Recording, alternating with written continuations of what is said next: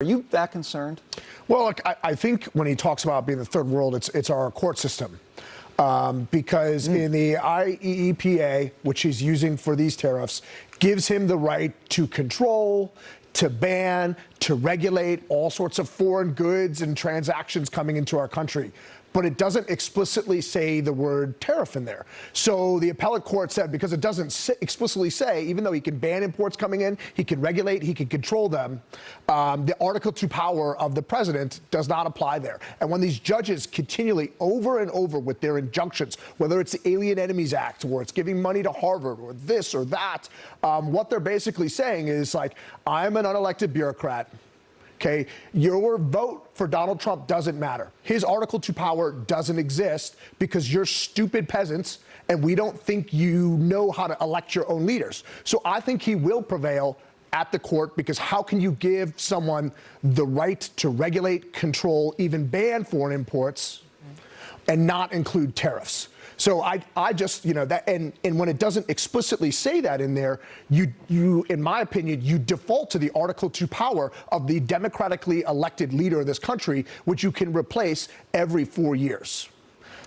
Jackie, what do you think about that? We've been debating the key for. Well, I agree, but I also think you could say the same way he got this done could be the same way another administration could undo it using the same powers. That's the rub here. Like, how exactly. do you rearrange the whole system? But that's it. That's it. That you can vote for that. You can vote for it. In 3.5 years, we're going to have a new president, right? And so when it's a gray area, you should defer to the Article 2 powers of the president of the United States, because the people have an opportunity to change that if they don't like it. And as David's point, Trump has been talking about tariffs and us getting ripped off for trade since the 80s. Since the 1980s, right? So it's no secret that he came about this. The American people voted for this explicitly, and these courts are trying to use technicalities to get him out of this and say that that Article 2 power doesn't exist. Again, you can ban products coming in from other countries, you can regulate it, you can control it, but somehow tariff doesn't fall under regulate, ban, or control. It's asinine when you look at it from that standpoint. And again, yes, you can undo it. Okay, we can undo it if we vote for someone else. And that's how our system should be designed, not an appellate court in Washington, D.C. of people who are disconnected from all of America and live in a bubble. It's a failure factory, right? And a lot of these kids, like, they don't, like, it's the poorest of the poor that have no options, right? And so by taking away one of their options to get out and be part of, like, away from the underclass, it's the same reason why they want unfettered illegal immigration. You need cheap labor.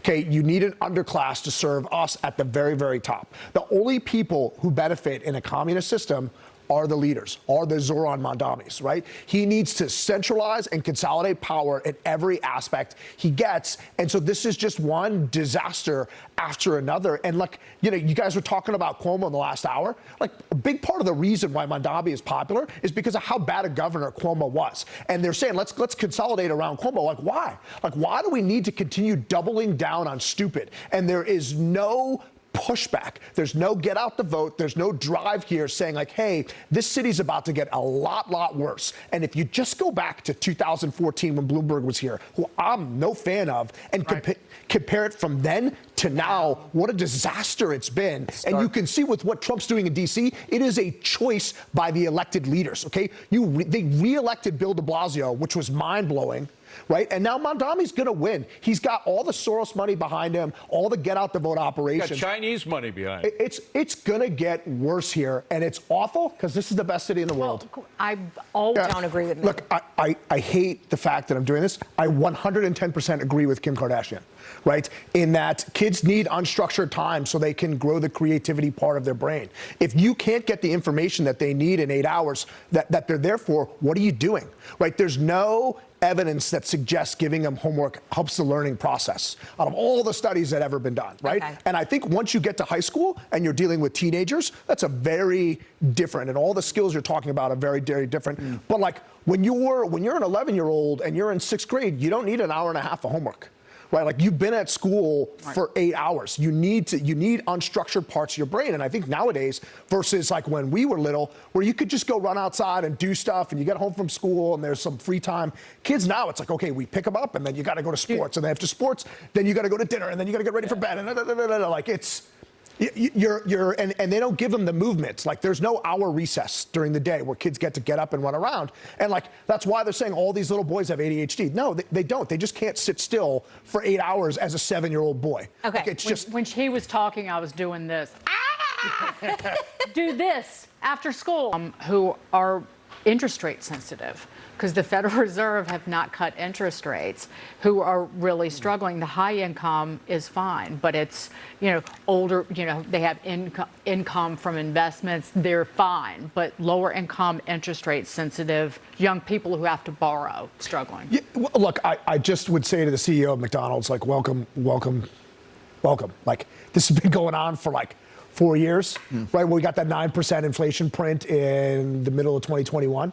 And it's just getting worse that like we live in a society where I think, for the longest time, it was half the country didn't have $500 in their checking account for emergency. Now that's closer to 2/3. And to go back to Mondavi and all the other stuff, this is the feature, not the bug, of these leftist policies. It is to create this massive class divide to where you have this underclass of people that need to live off the top 1% and serve them and then not have any sort of threat. And the destruction of expansive government, excess spending does to everyday average people. And basically what he's saying is why Donald Trump is president. It's why he won in 2016. Okay, in 2020, a lot of noise there, but it's why he won in 2016, because coming out of the financial crisis, this was becoming a problem. It is way worse now.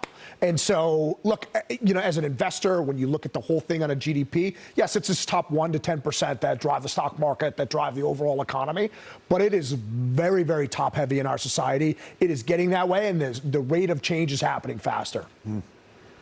Well, to me, that's the difference maker. After that, you're going to make good investments, bad investments, you're going to be okay. But that mentality is the difference maker. Mike, you've dealt with some professional sports players. Shouldn't their team that they're working for, whatever sport it is, do more to help them, do more to drill these, become the mentor for them so they don't fritter it away? So the league regularly brings in financial people to talk to him about not blowing all the money. Not specifically me. If the NFL's watching, I'm available. But look, you're making good money. You might be making $2 or $3 million a year. With that money, the NFL's taking some of that out for like 401ks, deferred compensation that they'll pay you out over time. So if you're making $2 million a year, that might only be $700,000 in your pocket if you're lucky, because you're paying income tax, and then there's often an entertainment tax in every state that you play in. Yes. So you're in these high brackets, and like the average time in the league for most guys is 2.5 years, not the 3 years you need to get that pension. That pension doesn't kick in until much later in life. So the degree is and a lot of these guys, once they leave the league, their next salary is like $40,000 or $50,000, and it's like you're gonna have, if you're gonna play in the Canadian league, to be with the tax situation going back and forth, you may be coming out of pocket between your travel back and forth to the U.S., the taxes you owe both stages. So it is a really, really ruthless forgiving where the people on the high end are getting fabulously wealthy, and guys like Saquon are going to get. I think he wants to be private plane rich. Dagan? You want to be an